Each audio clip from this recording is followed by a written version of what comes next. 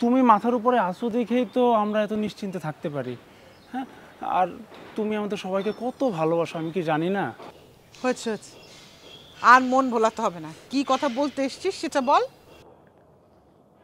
মা, রেখা খালা সম্পর্কে একটা গোপন কথা বলতে আসছে।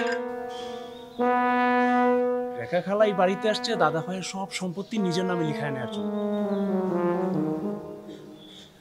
এই জন্যই তো দাদা ভাইকে এইটা সেটা রান্না করে খাওয়াচ্ছে। তুমি কি দেখতে পাচ্ছ না? কি বলিস? হায় হায়, আমার মা মরা ভাতিজাটার কি সর্বনাশাই করছে এই অখাদ্য বাবুর্চি মহিলা। তাহলে ভাবো ফুম্মা, দাদা ভাইয়ের মাথার উপরে কত বড় একটা বিপদ। একে তো এইসব অখাদ্য কুখাদ্য খেতে হচ্ছে, তার উপরে এত বড় একটা বিপদ।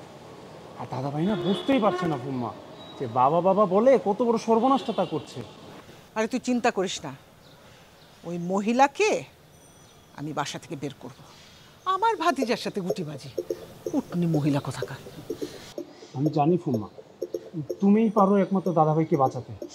এই জন্যই তো তোমার কাছে আসা।